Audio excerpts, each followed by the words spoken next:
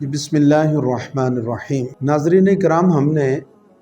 پچھلی ایک نشست میں عرض کیا تھا کہ ہم انشاءاللہ العزیز قرآن آیات سے اور رسول اکرم صلی اللہ علیہ وآلہ وسلم کے ارشادات گرامی سے عرض کریں گے آپ کی خدمت میں۔ علم تصوف یہ بدعت نہیں، یہ سنت ہے، اور یہ کوئی انڈیا سے نہیں آیا بلکہ یہ میرے رب ذوالجلال کی طرف سے آیا ہے، اور اس علم کے آگے منبع، مرکز اور محور رسول اکرم صلی اللہ علیہ وآلہ وسلم کی ذات مبارکہ ہے۔ اگر اس سے پہلے بھی رسول اکرم صلی اللہ علیہ وآلہ وسلم کی بعثت سے پہلے بھی اس علم کا تصور قرآن مجید برہان رشید میں ملتا ہے، بلکہ ہم کہہ سکتے ہیں کہ جب سے انسان ہے تبھی سے یہ علم تصوف ہے۔ اب انشاءاللہ اس پر کسی ایک نشست کے اندر ہم حضرت سیدنا موسیٰ علیہ نبینا علیہ السلام اور حضرت سیدنا خضر علیہ السلام، ان کا ایک مکمل جو سورہ الکہف کے اندر یہ قصہ ہے، ہم اس کو انشاءاللہ عرض کریں گے۔ تو صرف میں ایک موضوع کے حوالہ سے، بڑی مشہورہ یہ آیت کریمہ ہے۔ اللہ رب العزت جل وعلا نے حضرت خضر علیہ السلام اور حضرت موسیٰ علیہ السلام کا ذکر کرتے ہوئے سورہ الکہف میں ارشاد فرمایا کہ فَوَجَدَ عَبْدًا مِّنْ عِبَادِنَا آتَيْنَاهُ رَحْمَةً مِّنْ عِنْدِنَا وَعَلَّمْنَاهُ مِن لَّدُنَّا عِلْمًا، کہ ہمارے بندوں میں سے ایک بندہ پایا جسے ہم نے اپنے پاس سے رحمت دی، وَعَلَّمْنَاهُ مِن لَّدُنَّا عِلْمًا، اور اسے اپنا علم لدنی عطا کیا۔ تو حضرات محترم، میں نے عرض کیا تھا کہ قرآن مجید برہان رشید میں اس کو علم لدنی اور علم تزکیہ کے نام سے بھی اس علم کو یوں یاد کیا گیا۔ پھر حدیث مبارکہ میں اس کو اخلاص کے نام سے، اس کو تصفیہ کے نام سے، سلوک کے نام سے اور دیگر ناموں سے قرآن اور حدیث کے اندر فقہا نے، مجتہدین نے حدیث کے اندر اس کے مختلف ناموں سے اس علم کو یاد کیا گیا، پکارا گیا، نام لیا گیا۔ تو اس آیت مبارکہ کے اندر آپ نے سنا، اور اس کو تفصیل سے آپ جب پورا حضرت سیدنا موسیٰ علیہ السلام اور حضرت خضر علیہ السلام کے آپس میں ملاقات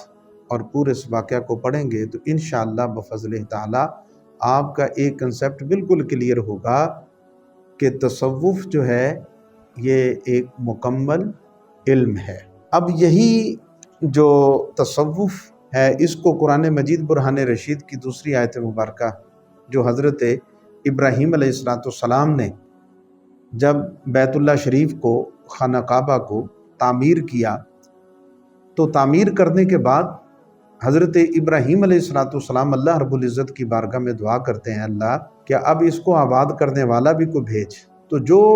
حضرت ابراہیم علیہ السلام نے دعا کی تھی سورہ البقرہ کے اندر، ہم اس دعا کو، اور مسلمان کا بچہ اس دعا کو بخوبی جانتا ہے۔ حضرت ابراہیم علیہ السلام نے کیا دعا کی تھی؟ ربنا وابعث فیہم رسولا منہم یتلو علیہم آیاتک ویعلمہم الکتاب والحکمہ۔ پھر اللہ کی بارگاہ میں کیا کہا؟ ویزکیہم انک انت العزیز الحکیم۔ اے میرے رب، بھیج ان میں سے ایسا کوئی رسول جو تیری آیتیں ان کو تلاوت کر کر کے سنائے، یتلو علیہم آیاتی کا، جو تیری آیتیں ان کو سنائے، وَيُعَلِّمُهُمُ الْكِتَابَ وَالْحِكْمَةَ، اور انہیں تیری کتاب اور پختہ علم سکھائے۔ اب یہ اس آیت مبارکہ سے بالکل واضح طور پر اب دیکھیے، یتلو علیہم آیاتی کا یعنی تیری آیتیں پڑھ پڑھ کر سنائے، وَيُعَلِّمُهُمُ الْكِتَابَ وَالْحِكْمَةَ، جو کتاب کا علم سکھائے، حکمت کا علم سکھائے، ان کو حکمت سکھائے۔ پھر آخر میں کہا وَيُزَكِّيهِمْ، جو ان کا تزکیہ کرے، ان کو پاک کرے، ان کو مزکہ کرے، ان کے اخلاق اچھے کرے، ان کے دل و دماغ کو درست کرے اور ان کو تیری راہ پر گامزن کرے۔ تو یہ وہ لفظ جو تھا دعا کے طور پر حضرت ابراہیم علیہ السلام نے بھی یہ لفظ استعمال کیا کہ وَيُزَكِّيهِمْ، اے اللہ جن کو پاک کرے، جو ان کا تزکیہ کرے۔ تو حضرات محترم، یہ حضرت ابراہیم علی نبینا علیہ السلام نے بھی جہاں پر علم، حکمت، دانائی کی بات کی، دعا مانگی، وہاں پر حضرت ابراہیم علیہ السلام بھی وَيُزَكِّيهِمْ کا لفظ بول کر ہمیں اس سے وضاحت ملتی ہے، اس بات کا ہمیں علم ہوا کہ بحمدہ تعالیٰ یہ تصوف ایک علم ہے، اور یہ بلکہ پیارے نبی صلی اللہ علیہ وسلم سے نہیں، یہ سابقہ انبیاء سے چلا آ رہا ہے۔ اور پھر آگے، پھر جب حضرت ابراہیم علیہ السلام نے دعا کی اللہ ایک ایسا رسول بھیج جو اس کو آباد کرے اور جو علم و حکمت سکھائے اور تزکیہ کروائے ان لوگوں کا، پھر اللہ رب العزت نے اس دعا کو قبول کیا۔ حضرت ابراہیم علیہ السلام کی دعا قبول کرنے کے بعد پھر رب ذوالجلال نے سورہ البقرہ کے آگے جا کر پھر یوں کہا، کما ارسلنا فیکم رسولا منکم یتلو علیکم آیاتنا، اور جیسا کہ ہم نے تم میں بھیجا ایک ایسا رسول کہ تم پر ہماری آیتیں تلاوت فرماتا ہے، یتلو علیکم آیاتنا، جو ہماری آیتیں تلاوت فرماتا ہے۔ پھر فرمایا وَيُزَكِّيهِمْ، جو تمہیں پاک کرتا ہے، جو تمہیں پاک کرتا ہے، وَيُعَلِّمُكُمُ الْكِتَابَ وَالْحِكْمَةَ، اور کتاب اور پختہ علم تمہیں سکھاتا ہے۔ تو اس آیت مبارکہ میں بھی رب کریم جل و علا نے نبی پاک علیہ السلام کی بعثت کا ذکر کرتے ہوئے فرمایا کہ میں نے وہ رسول بھیج دیا، اور وہ رسول قرآن پاک کی تمہیں تلاوت بھی، آیتیں بھی سناتا ہے، اور تمہیں علم بھی سکھاتا ہے، اور تمہارا تزکیہ بھی کرتا ہے۔ تو اس آیت مبارکہ کے اندر بھی تزکیہ کا، علم تصوف کا ذکر کیا گیا۔ اور مزید آپ ان آیات بینات کی تفسیر کو پڑھنے کے لیے اگر آپ تفسیر مظہری کا مطالعہ کریں گے حضرت قاضی ثناء اللہ پانی پتی رحمۃ اللہ علیہ، تو انشاءاللہ آپ کا سینہ انشاءاللہ کھل جائے گا علم تصوف کے لیے۔ پھر ہمارے ہاں جب میلاد النبی صلی اللہ علیہ وآلہ وسلم ہوتا ہے تو اس وقت یہ آیت کریمہ ہمارے خطباء پڑھتے ہیں، اور میلاد منانے والے، سننے والے، بچہ بچہ اس آیت کو جانتا ہے۔ اللہ رب العزت جل و علا ارشاد فرماتا ہے، جب رسول اکرم صلی اللہ علیہ وسلم کی بعثت ہو گئی تو فرمایا لقد من اللہ علی المؤمنین اذ بعث فیہم رسولا، کہ مومنو میں نے تم پر احسان کیا ہے کہ میں نے تمہارے اندر اپنا رسول بھیج دیا۔ فرمایا کہ وہ رسول جو بھیجا ہے، اس آیت مبارکہ میں نبی پاک علیہ السلام کے میلاد کا ذکر، اور اگلے حصے میں میلاد کے مقصد کو بیان کیا گیا۔ فرمایا یتلو علیہم، وہ آیتیں پڑھتا ہے، اور یتلو علیہم آیاتہ، وہ ہماری آیتیں پڑھتا ہے، وَيُزَكِّيهِمْ، اور انہیں پاک کرتا ہے، وَيُعَلِّمُهُمُ الْكِتَابَ وَالْحِكْمَةَ، اور وہ انہیں کتاب و حکمت کا علم سکھاتا ہے۔ تو یہ آیت مبارکہ بھی نبی پاک علیہ السلام کے میلاد کے ساتھ ساتھ نبی پاک علیہ السلام کے جو رب ذوالجلال نے نبی پاک علیہ السلام کو جہاں پر دیگر علوم سے نوازا، نبی پاک علیہ السلام کو غیب کے علم سے نوازا،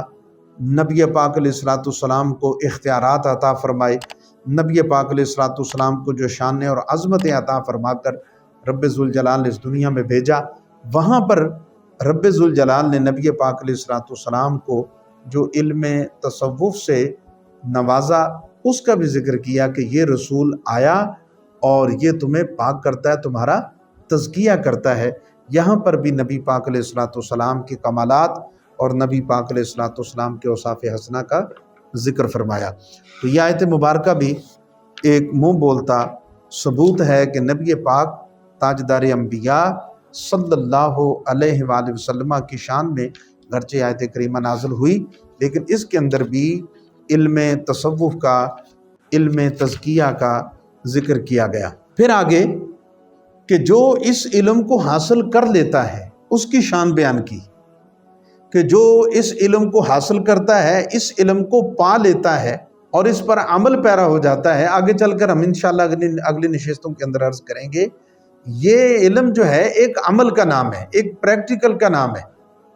اور عملی جامہ پہنانے کا نام ہے۔ احکامات ہیں، ان کو اپنے اوپر وارد کرنے کا نام یہ تصوف ہے۔ انشاءاللہ اس پر بڑی تفصیل سے ہماری گفتگو ہوگی۔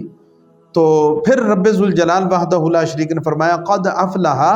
من تزکا، بے شک مراد کو وہ پہنچا جس نے اپنے آپ کو ستھرا کیا، یعنی جس نے تزکیہ کیا۔ پھر دوسرے مقام پر آگے جا کر پھر وہ لوگ جنہوں نے تزکیہ نفس کیا، جنہوں نے اس علم کو سیکھا اور اس کو حاصل کیا، اس پر عمل کیا، بلکہ یہ علم ہی عمل کا نام ہے۔ اور فرمایا کہ قد افلح من زکاہا، بے شک مراد کو پہنچا وہ جس نے تزکیہ کیا۔ تو حضرات ذی وقار یہ میں نے صرف برکت کے لیے چند آیتیں آپ کی خدمت میں عرض کی ہیں، تو ورنہ 20 آیتیں ہیں، بلکہ 20 آیتیں سے بھی زیادہ آیتیں ہیں کہ جن کے اندر رب ذوالجلال نے علم تصوف کا، تزکیہ کا ذکر کیا۔ جس طرح ایک اصول ہے اشارت النص، عبارت النص اور دلالت النص سے، تو یہ میں نے آیات جو ہیں آپ کے سامنے رکھی، یہ بھی صرف ایک میں نے نمونہ کے طور پر برکت کے لیے آپ کی خدمت میں عرض کی ہیں۔ تو ورنہ پھر اگر دلالت النص سے اور اشارت النص سے دیکھی جائیں تو پھر ان کی ایک کثیر تعداد ہی ہے جو علم تصوف پر دلالت کرتی ہے کہ یہ اس علم کا وجود، اس علم کی اصل اور یہ قرآن ہے اور پیارے نبی صلی اللہ علیہ وآلہ وسلم کی حدیث مبارکہ ہے۔ صرف ہمیں قرآن کو غور سے پڑھنے اور سمجھنے کی ضرورت ہے۔ جب ہم ان آیات کو پڑھیں گے تو انشاءاللہ کبھی بھی کوئی بھی میرا بھائی یہ نہیں کہے گا کہ یہ تصوف ایک من گھڑت سلسلہ ہے، یہ خود ساختہ ہے، یہ بدعت ہے، یہ غلو فی الدین ہے۔ نہیں میرے بھائی، ایسی بات نہیں۔ بحمدہ تعالیٰ یہ قرآن ہے، حدیث ہے اور رب کا حکم ہے، اور پیارے نبی صلی اللہ علیہ وآلہ وسلم کے آگے ارشادات بھی سنیں گے۔ رب ذوالجلال مجھے اور آپ کو، ہم سب کو علم تصوف حاصل کرنے کی اور سیکھنے کی رب ذوالجلال توفیق عطا فرمائے۔ السلام علیکم ورحمۃ اللہ وبرکاتہ۔